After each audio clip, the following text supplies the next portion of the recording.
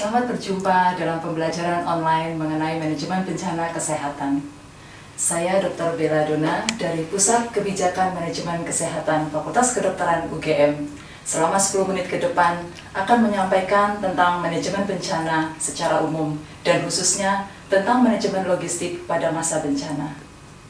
Cuplikan gambar yang akan saudara lihat merupakan pengalaman keterlibatan Fakultas Kedokteran dalam penanggulangan bencana yang terjadi di Indonesia, antara lain bencana gempa Padang, letusan Gunung Merapi, dan bencana banjir Jakarta. Dulu, bencana dianggap sebagai suatu kejadian yang sederhana, tidak terwujud dan sebagai suatu kehendak Tuhan. Seperti yang kita ketahui, bahwa bencana terjadi akibat alam dan perbuatan manusia. Sehingga saat ini kita bisa menggambarkan bencana secara lebih rasional. Artinya, memahami bahwa bencana dapat terjadi bila ketahanan masyarakat tidak terbangun. Untuk itu, kita perlu membangun atau menyiapkan manajemen bencana sebagai jalinan sosial yang melibatkan masyarakat dan lingkungan. Bencana pada umumnya tidak dapat diprediksi, tetapi kita bisa memperkirakan kapan dan bagaimana bentuk bencana. Untuk itu, diperlukan perencanaan guna pencegahan, mitigasi, kesiapsiagaan, tanggap darurat, dan pemulihan terhadap bencana. Seperti pada gambar berikut, dengan memahami siklus bencana, kita dapat mempersiapkan kemampuan untuk menghadapi bencana. Terutama pada masa mitigasi dan kesiapsiagaan, pengalaman-pengalaman bencana yang lalu dapat menjadi evaluasi dan arah penyusunan rencana penanggulangan bencana ke depannya. Pada masa tenang seperti inilah, Badan Penanggulangan Bencana, baik nasional dan daerah, pemerintah pusat dan daerah, rumah sakit, dan yang terkait melakukan rencana manajemen penanggulangan bencana, seperti penilaian risiko bencana, persiapan peringatan dini, penyusunan kesiapsiagaan daerah menghadapi bencana atau yang sering disebut dengan Regional Disaster Plan, juga kesiapsiagaan rumah sakit dalam menghadapi bencana yang sering disebut Hospital Disaster Plan. Ketua Penanggulangan Bencana bertanggung jawab untuk mengelola sumber daya yang dimilikinya dan dikoordinasikan. Disinilah diperlukan pengorganisasian yang tepat dari semua unsur yang ada. Dengan pengorganisasian yang efektif dan efisien, maka penanganan korban dapat dilakukan dengan lebih tertata. Misalnya, pada bidang operasional. Bidang operasional adalah inti dari bidang dan unit kerja yang langsung bekerja membantu korban pada masa tanggap darurat. Bagian organisasi yang tertera pada tayangan berikut adalah tim yang diaktifkan jika terjadi bencana. Tim ini telah dipersiapkan jauh hari dan harus sering melakukan simulasi minimal 6 bulan sekali, sehingga pada saat bencana terjadi kekacauan dapat kita minimalisir. Sekarang kita masuk pada manajemen logistik. Logistik yang disebut di sini adalah kebutuhan medis maupun non-medis pada saat bencana. Terutama pada saat tanggap darurat, kerap kali terjadi penumpukan bantuan yang datang dari luar, bantuan sembako, logistik medik, dan lain-lain. Tumpukan bantuan ini kerap menyebabkan kekacauan jika tidak dimanajemen dengan baik. Semua organisasi, baik pemerintah atau swasta, berkeinginan membantu korban bencana, tetapi terkadang bantuan yang diberikan tidak sesuai dengan kebutuhan korban, baik itu jenis maupun jumlahnya.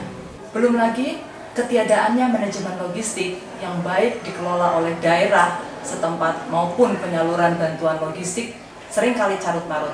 Akibatnya, bantuan yang diberikan kepada korban bencana tidak efektif dan tidak efisien. Berikut adalah gambar-gambar pengalaman UGM dalam membantu manajemen logistik pada masa tanggap darurat bencana baik di gempa Padang, Merapi, dan juga banjir Jakarta. Pada saat bencana, biasanya kebutuhan logistik meningkat, sedangkan dalam waktu singkat, pasien dan korban memerlukan pertolongan yang cepat. Untuk itulah persiapan fasilitas, daya tampung, sumber daya yang ada, baik sarana prasarana, logistik dibutuhkan atau disalurkan dengan cepat dan tepat.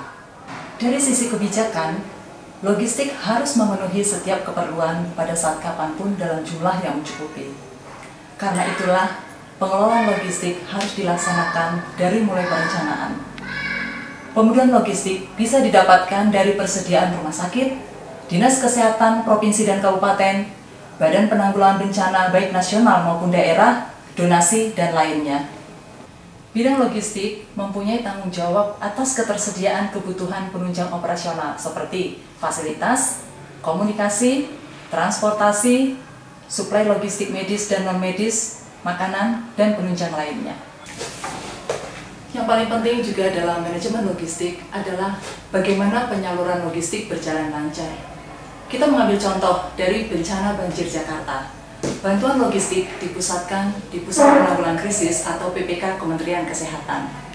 Setiap pagi, tim penanggulangan bencana banjir Jakarta akan melakukan briefing pagi untuk melaporkan hasil pelayanan kesehatan hari sebelumnya dan menyusun kebutuhan logistik dan sarana untuk pelayanan kesehatan hari berikutnya.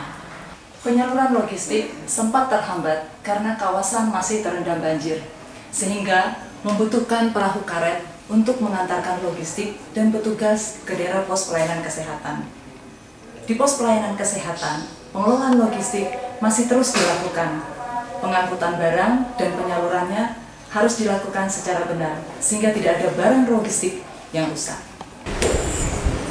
Kegiatan selanjutnya dalam manajemen bencana adalah memberikan pelayanan kesehatan bagi korban. Selain fasilitas kesehatan seperti rumah sakit dan puskesmas, pelayanan kesehatan dapat dilakukan di pos-pos kesehatan yang sudah ditentukan dari pos komando sebelumnya. Pos pelayanan kesehatan biasanya ditempatkan di titik yang aman dan dapat diakses oleh masyarakat dan korban. Sebagai contoh, untuk bencana banjir, kita dapat menggunakan gedung sekolah bertingkat. Sedang untuk bencana lainnya, pelayanan dapat dilakukan di balai desa atau barak pengungsian. Pada pos pelayanan kesehatan inilah logistik medis dan non-medis dari pos komando disalurkan kepada korban bencana. Seperti yang kita ketahui, pada setiap bencana memiliki karakteristik jenis penyakit dan kebutuhan logistik yang berbeda-beda. Pada bencana gunung meletus, logistik yang dibutuhkan adalah masker, obat tetes mata, dan juga untuk ispa. Sedangkan logistik non-medis yang dibutuhkan selain makanan, juga selimut, atau juga peralatan mandi. Berdasarkan paparan dan cuplikan mengenai manajemen bencana, dapat kita ambil kesimpulan bahwa manajemen bencana kesehatan adalah sekumpulan kegiatan atau langkah yang terintegrasi untuk mengurangi kemungkinan kerusakan yang terjadi akibat bahaya, meminimalkan kekacauan, upaya penyelamatan korban, dan menjaga kesehatan masyarakat, serta pemulihan kondisi pasca bencana. Saudara sekalian, disarankan untuk mencatat poin-poin penting. Apabila saudara memiliki pertanyaan dan ingin mengetahui lebih jelas tentang manajemen bencana dan dokumentasi penanggulangan bencana kesehatan yang dilakukan oleh Fakultas Kedokteran Universitas Gadjah Mada, bisa mengunjungi website kami Bencana Kesehatan.